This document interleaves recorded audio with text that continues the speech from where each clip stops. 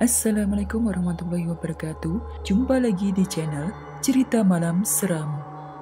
Sebelum kita mulai ceritanya, jangan lupa like video ini dan subscribe channel ini agar tidak ketinggalan cerita-cerita lainnya. Kali ini saya akan membawakan sebuah karya fiksi yang berjudul Perjanjian dengan Buto Ijo. Tanpa berlama-lama, langsung saja kita mulai ceritanya. Malam itu sunyi, hening yang terasa mencekam menyelimuti sebuah gubuk tua di ujung desa. Di dalamnya, seorang pria bernama Pujo tampak gemetar. Ia berdiri di samping seekor kambing hitam yang tampak berbeda dari hewan biasanya. Pandangan kambing itu kosong, namun ada kilatan aneh di matanya yang membuat siapapun yang melihatnya akan merinding. Di samping Pujo, berdiri seorang dukun tua bernama Mbah Karta. Dengan suara tegas, ia menginstruksikan, "Potong kambing itu, Pujo." Namun, tangan Pujo bergetar hebat, ketakutan mencekam hatinya. Dukun itu tidak sabar dan akhirnya menendang kaki Pujo agar pria itu sadar dan segera melaksanakan instruksi yang diperintahkan. Dengan terpaksa, Pujo mengangkat golok dan mengarahkan pandangannya ke leher kambing. Hatinya penuh dengan keraguan, namun ambisinya untuk menjadi kaya dan sukses mengalahkan ketakutannya. Suara potongan kambing terdengar nyaring di tengah malam dan darah merah segar mulai membasahi lantai. Ritual itu diakhiri dengan persembahan darah, dan Mbah Karta mengucapkan mantra-mantra kuno yang terdengar menyeramkan. Kambing itu adalah persembahan untuk Buto Ijo, roh jahat yang dikenal memiliki kekuatan untuk memberikan kekayaan dan kesuksesan bagi mereka yang berani membuat perjanjian dengannya. Namun, ada harga yang harus dibayar. Kehidupan mereka akan terikat dengan kegelapan dan selalu dihantui oleh kekuatan gaib. Setelah ritual itu, kehidupan Pujo berubah drastis. Usahanya yang dulunya sepi pengunjung kini mulai ramai. Uang mengalir deras dan dalam waktu singkat ia berhasil meraih posisi sebagai direktur di perusahaan besar. Dengan mobil mewah dan rumah megah, Pujo menjalani hidup yang selama ini hanya menjadi mimpi.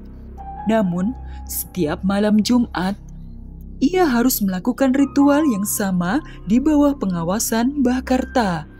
Setiap persembahan, darah kambing yang tumpah, dan mantra yang dilantunkan semakin mempererat perjanjian gelapnya dengan Buto Ijo.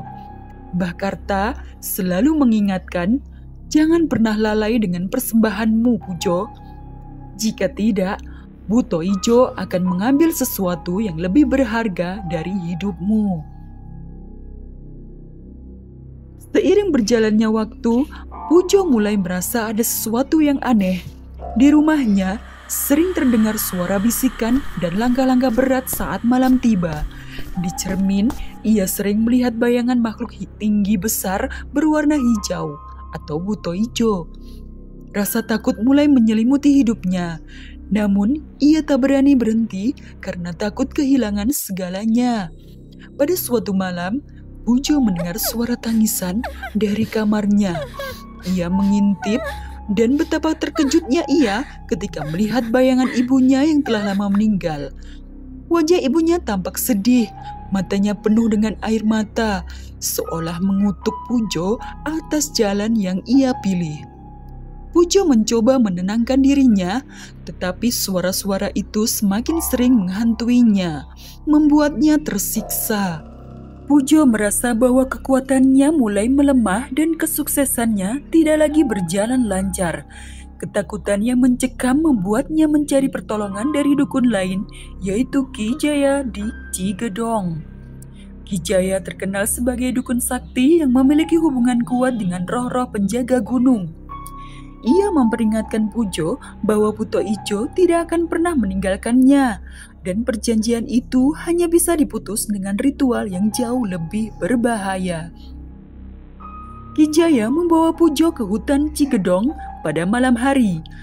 Di sana, ia memperlihatkan pohon besar yang berakar kuat. tempat persemayaman Buto Ijo yang lebih kuat. Ki Jaya memberitahu Pujo bahwa Buto Ijo di sana jauh lebih kuat dari yang selama ini ia kenal. Namun, jika Pujo berani melawan rasa takutnya dan memutuskan untuk menuntaskan perjanjian itu, ia harus bersiap untuk menghadapi konsekuensi yang mengerikan. Pada malam Jumat yang ditentukan, Pujo kembali melakukan ritual terakhirnya bersama Ki Jaya. Mereka menyiapkan kambing hitam dan mempersembahkan darah segar di bawah pohon besar. Ki Jaya mulai melantunkan mantra yang lebih kompleks, meminta roh Buto Ijo untuk mengakhiri ikatan dengan Pujo. Tiba-tiba, angin kencang berhembus dan terdengar suara tawa menyeramkan di sekitar mereka.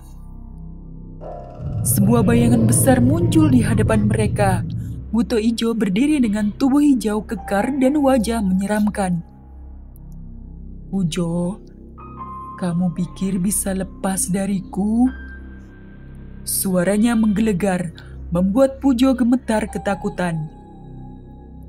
Buto Ijo mendekat dan dengan suara mencekam, ia berkata, "Kamu akan selalu terikat denganku, dan semua yang kamu miliki akan kutarik kembali."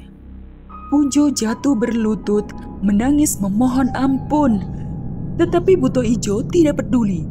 Bayangan besar itu perlahan menghilang, meninggalkan Pujo dalam kesendirian dan kehancuran.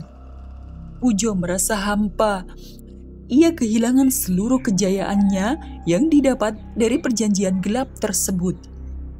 Setahun setelah kejadian itu, Pujo hidup dalam keterasingan. Semua harta dan posisinya hilang.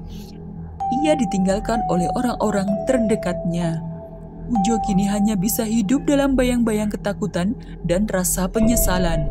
Setiap malam Jumat, ia masih mendengar suara tawa Buto Ijo, seolah mengingatkannya akan perjanjian yang tak bisa diputuskan begitu saja. Kisah Pujo menjadi legenda kelam di desanya, sebagai peringatan bahwa perjanjian dengan makhluk gaib bukanlah jalan menuju kebahagiaan. Dan bagi yang berani mencoba, mereka harus siap untuk kehilangan sesuatu yang jauh lebih berharga daripada yang mereka dapatkan.